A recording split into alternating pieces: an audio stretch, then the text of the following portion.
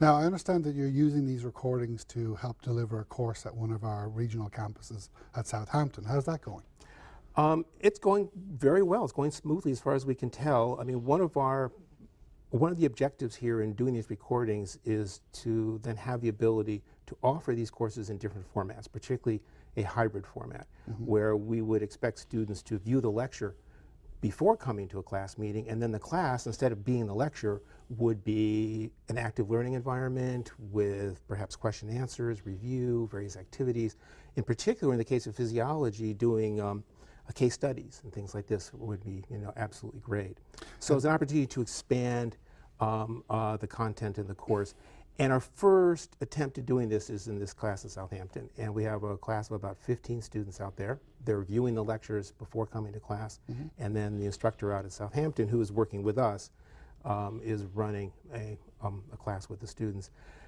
So far, we've had one test in the class, and the Southampton students have done exactly the same in terms of mean and distribution as the students at Stony Brook. But it's a small sample. We are now proposing to offer a summer version of Bio 203 that's entirely in the hybrid format, which will be offered for the first time this summer.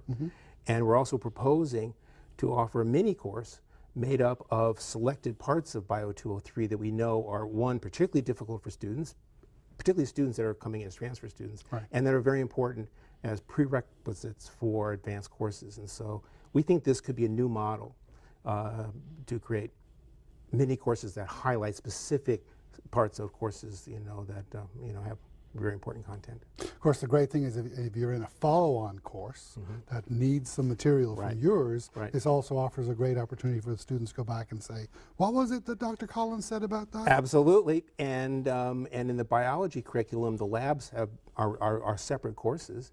And it would be very good for labs that are going to be dealing with something like osmosis to then have access to the recorded lecture on osmosis from Bio 203 as a supplement to the lab course. So could you build hyperlinks into a follow-on course that could just link back to your recorded lectures so students would immediately know how to get back there? Absolutely, particularly with the rich media content. It's entirely web-based, and all I'm doing is posting a link on the Blackboard site, and the students just go to it.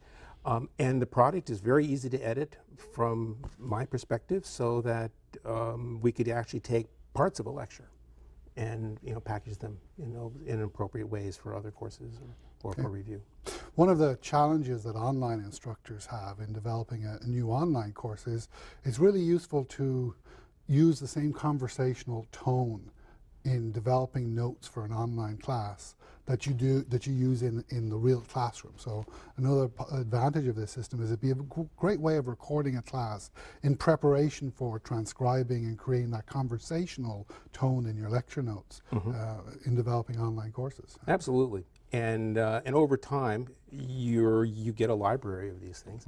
And one of the things I realized early on, that there are certain times in class when I get asked a particularly insightful question, which I may not have thought of addressing, or I've given a particularly good answer to a question. And and now I'm glad that I can capture that, because I can go back and I can say, man, that was great. I want to make that available. I also think it would be good to have audio or video FAQs for a course. Yes, that'd be great. To create. So go in and cut little pieces out of your lecture, and then the most common questions the students are asking, just link that to a little snippet. Absolutely, yeah. Have you started doing that?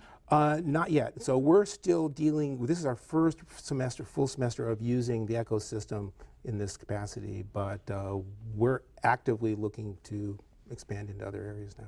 Okay. So stay tuned. That's the plan for the future, or are there other things that you'd like to do as well? Well, what I really want to do with this is to get away, is to be able to use this lecture time to do other things. I mean, lots of times, I know that you have a segment talking about active learning and other things and other creative ways of delivering material that better meet the needs of the students. And I think that the lecture format is particularly powerful because it's amazingly efficient. You have a room full of people, you've got the person there, everybody's at the same place, and I think it could be used better, particularly if we have the recorded lecture material, which then now gives us opportunity to do other things.